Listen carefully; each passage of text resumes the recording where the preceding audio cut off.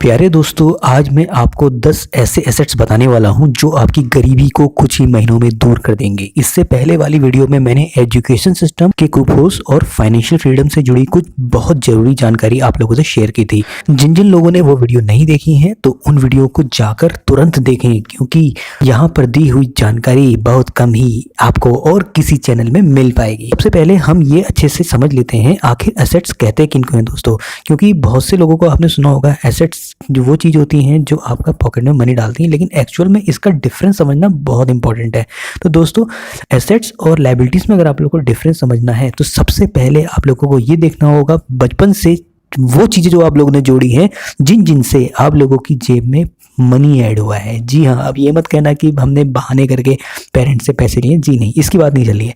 तो आपको वो चीज़ें देखनी है जिन जिन चीज़ों ने आपकी जेब में यानी पॉकेट में पैसा ऐड किया है, वो आपका कहलाती हैं एसेट्स। और जो चीज़ें आपने ऐसी खरीद ली हैं जिनकी वजह से आपकी पॉकेट से पैसा गया है, वो कहलाएगी लायबिलिटीज़। तो चलिए आगे बढ़ते हैं। तो आइए दोस्तों को फिर से समझ लेते हैं आखिर एसेट्स होते क्या हैं। एसेट्स में ऐसी चीज़ें काउंट होती हैं जो आपकी पॉकेट में मनी को ऐड करती हैं। जी हाँ, जो आपकी पॉकेट में पैसे ऐड करती हैं वो एसेट्स की कैटेगरी में आती हैं, और जो चीज़ें आपकी पॉकेट से मनी को निकालती हैं वो आपकी लायबिलिटीज़ में काउंट होती हैं। तो 10 ऐसे एसेट्स जानते हैं जिन्हें आप अपनी चॉइस के अकॉर्डिंग चुन सकते हैं। सबसे पहला एसेट आता है रियल एस्टेट। जी हाँ, फोर्ब्स के अकॉर्डिंग सबसे ज़्यादा मिलीनियर रियल एस्टेट से ही आते हैं। इसमें पैसा दो तरह से लगाया जा सकता है, जिसमें सबसे पहला तरीका आता है फ्लिप मेथड। जी हाँ, इस तरीके में मार्केट से कम प्राइस में प्रॉपर्टी खरीदी जाती है और कुछ साल से होल्ड करके मार्केट से ज़्यादा प्राइस में बेच दी जाती है। चलिए इसे और अच्छे से समझते हैं। अगर कोई प्रॉपर्टी आपको ऐसी दिखती है जिसकी हालत बहुत ख़राब है और उसके सामने काफ़ी कूड़ा है और गंदगी इतनी है, सीवेज की प्रॉब्लम है, जिसकी वजह से उस प्रॉपर्टी को कोई नहीं खरीद रहा है और उसके रेट काफ़ी डाउन हो चुके हैं, तभी एक स्मार्ट प्रॉपर्टी डीलर आता है और उसकी सफाई करवाकर, मेंटेनेंस करवाकर उसे नीट एंड क्लीन कर देता है, बाउंड्री लगवा देता है। कुछ समय बाद उसे होल्ड करने के बाद उसे काफ़ी अच्छे रेट में बेच देता है, जो कि ओल्ड प्रॉपर्टी के रेट से काफ़ी ज़्यादा रेट थे, यानी 3-4 गुना थे। तो हो गया ना मुनाफा आखिर। लेकिन आप लोगों को ये उतना मज़ेदार नहीं लगेगा, क्योंकि इस प्रॉपर्टी से केवल एक ही बार फ़ायदा उठाया। लेकिन असली इन्वेस्टर कभी ऐसा नहीं करते हैं, वो प्रॉपर्टी को लंबे समय तक होल्ड करते हैं या फिर उस प्रॉपर्टी में कुछ ऐसे शॉपिंग मॉल, मल्टी कॉम्प्लेक्स बना देते हैं जिससे रेगुलर इंटरवल में हर मंथली कुछ ना कुछ मनी जनरेट होते रहे। जैसे शॉपिंग मॉल्स आपने देखे होंगे और कॉम्प्लेक्स देखे होंगे, जिससे हर महीने पैसा आता रहता है। चलिए दोस्तों, बढ़ते हैं अगले एसेट्स की ओर और अच्छे से जान लेते हैं, जो है बिजनेस। ज़्यादा लोग फेलियर के डर से बिजनेस के नाम से ही डरते हैं, लेकिन काफ़ी सक्सेसफुल बड़े बिजनेसमैन बताते हैं कि एक ही सोर्स पे डिपेंड होके अपनी ज़िंदगी गुजार देना लाइफ का सबसे बड़ा रिस्क होता है।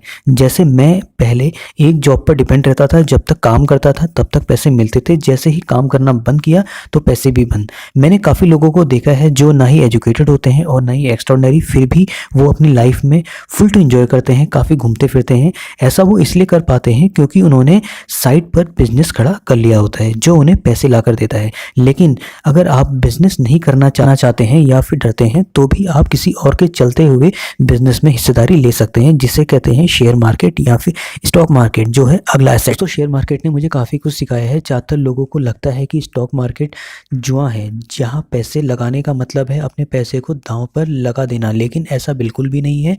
ज़्यादातर स्ट्रेस और टेंशन उनके लिए है जो स्क्रीन में बैठकर ट्रेडिंग करते हैं।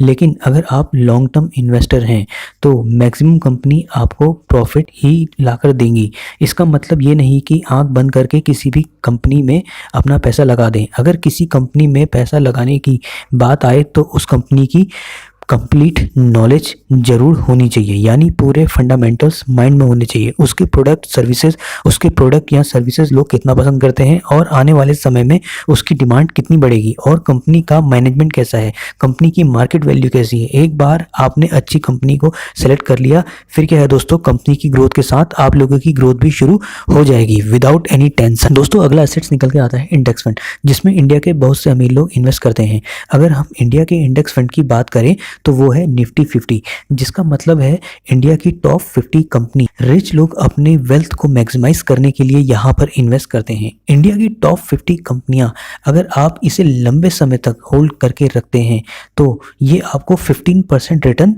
दे जाती है। जब जब मार्केट डाउन जाता है या गिरता है तो स्मार्ट इन्वेस्टर इसमें और पैसा लगाते हैं और कुछ इन्वेस्टर अपने पैसों को निकाल लेते हैं। उनको पैसा डूबने का काफ़ी डर लगा रहता है।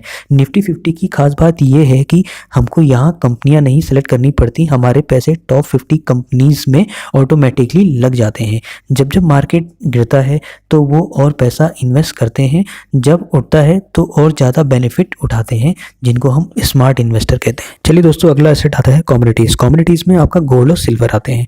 गोल्ड और सिल्वर में इन्वेस्ट करने का मतलब ये नहीं कि आप इसकी ज्वेलरी बनाते हैं। ज्वेलरी में आपको यहाँ पे मेकिंग चार्ज देना पड़ता है, जबकि एज अ कमोडिटी अगर आप इसमें इन्वेस्ट करते हैं, जैसे गोल्ड कॉइन्स हो गए आपका और अनदर ऑल्ट कॉइन्स आते हैं, इसके साथ साथ यहाँ पे आरबीआई गोल्ड बॉन्ड भी इंक्लूड होते हैं, जिसमें आपको बेहतर रिटर्न निकल के आते हैं। अगला एसेट निकल के आता है कंटेंट। जी हाँ दोस्तों, कंटेंट भी एक तरह का एसेट में काउंट होता है, जिसमें आपका इंटेलेक्ट इन्वॉल्व होता है। जैसे वीडियो मेकिंग हो गया, बुक आपने लिख दी जिसमें आपका माइंड लगा, खुद का माइंड लगा, ठीक है, तो ये आपकी इंटेलेक्चुअल प्रॉपर्टी में आती है। एग्जाम्पल के तौर पर मैंने एक गाना गाया जिसमें मैं अपना कॉपीराइट क्लेम, पेटेंट और लाइसेंस ले सकता हूँ। अगर कोई इस म्यूज़िक को इन फ्यूचर यूज़ करता है तो मुझे सालों साल इसकी रॉयल्टी मिलती रहेगी और मेरा एक इनकम का सोर्स यहाँ पे बन जाएगा।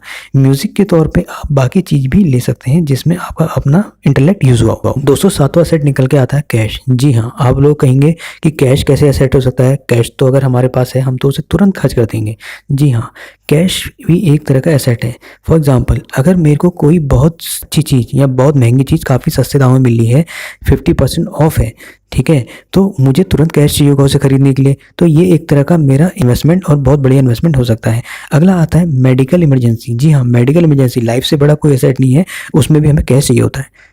दोस्तों, अगला एसेट्स निकल के आते हैं यहाँ पे इक्विपमेंट एंड मशीनरी। जी हाँ, इक्विपमेंट और मशीनरी में हम कुछ भी ऐसे डिवाइस या इक्विपमेंट्स यूज़ कर सकते हैं जिससे आपका मनी जनरेट हो। फॉर एग्जांपल, यदि हम कोई गाड़ी लेते हैं या कार लेते हैं जो हम पर्सनल यूज़ में लाते हैं तो एज ए लाइबिलिटी है, जबकि हम एज ए टैक्सी यूज़ करते हैं तो रेगुलर इनकम का सोर्स बन सकती है, जिससे हम उसका मेंटेनेंस भी ला सकते हैं। दूसरा एग्जाम्पल हम लैपटॉप का भी ले सकते हैं और उसके साथ मोबाइल फ़ोन भी। अगर इसको हम गेमिंग के पर्पज से यूज़ करते हैं तो हमारा टाइम वेस्ट होगा और एज ए लाइबिलिटी है, क्योंकि इसका मेंटेनेंस भी हमें अपनी जेब से देनी पड़ेगी। लेकिन अगर बी लर्निंग या आपका एजुकेशन स्किल सीखते हैं जिससे हम वेबसाइट डिजाइनिंग कर सकते हैं और बहुत कुछ कर सकते हैं जिससे हम रेगुलर इनकम का सोर्स जनरेट कर सकते हैं, तो ये एज एसेट्स की तरह यूज़ हो सकता है, जैसे बड़ी बड़ी कंपनियों में इसका इस्तेमाल किया जाता है रेगुलर इनकम के लिए। अगला एसेट इक्विपमेंट्स के बाद 9th एसेट निकल के आता है यहाँ पे पीपल। जी हाँ, पीपल यानी लोग भी एक तरह का एसेट्स होते हैं। अब आप कहेंगे कैसे? जी हाँ, किसी भी कंपनी या इंडस्ट्री में प्रोडक्ट की डिज़ाइनिंग से लेकर सर्विस तक वहाँ की ग्रोथ के लिए जो जिम्मेदार होते हैं वो वहाँ की एक्सपर्ट टीम होती है। जी हाँ, टीम यानी लोग अगर अच्छे हैं, लोग अगर वेल स्किल्ड हैं तो इसकी वजह से पूरी कंपनी की ग्रोथ होती है, कंप्लीट इंडस्ट्री की ग्रोथ होती है। इसलिए पीपल भी यानी लोग भी एक तरह का एसेट्स ही होते हैं। अगला सबसे इंपॉर्टेंट एसेट निकल के आता है टाइम। जी हाँ दोस्तों, टाइम सबसे इंपॉर्टेंट एसेट है जिसको हम नेगलेक्ट कर देते हैं, जिसको कभी नेगलेक्ट नहीं करना चाहिए। आगे कहा भी क्या है, once time has gone never comes again. जी हाँ, टाइम एक ऐसा एसेट है जिसको हम कभी रिकवर नहीं कर सकते हैं, जबकि मनी को हम रिकवर कर सकते हैं। लेकिन हम ज़्यादातर समय किस में बर्बाद करते हैं? सोशल मीडिया में। सोशल मीडिया में अगर आप सीखने के पॉइंट ऑफ व्यू से कुछ देखते हैं तो डेफिनेटली वो आपका एसेट है। वॉरेन बफेट भी कहते हैं हमें अपने टाइम को कभी बर्बाद नहीं करना चाहिए। इसको हमें यहाँ तो किसी चीज़ को सीखने में, नई स्किल्स सीखने में, अच्छी बुकें पढ़ने में और अच्छी चीज़ें, क्योंकि जितना समय हम सीखने में लगाएंगे उससे हमारी मेंटल ग्रोथ होगी, और मेंटल ग्रोथ होगी स्वाभाविक है, हर किसी की ग्रोथ होगी, चाहे वो सोसाइटी में हो चाहे वो फैमिली में हो। इसलिए फाइनेंशियली फ्री होने के लिए आपके लिए ये 10 एसेट्स बहुत इंपॉर्टेंट है, इसलिए इनको अच्छे से लिख लीजिए और समझ लीजिए। इसी तरह की फाइनेंशियल वीडियो जानने के लिए जुड़े रहिए मनी रिलेटेड से और अपने comments section friends create assets, और अपने कोई डाउट्स हैं, कोई प्रॉब्लम है तो डेफिनेटली नीचे पूछिए, आपको उसकी वीडियो डेफिनेटली मिलेगी।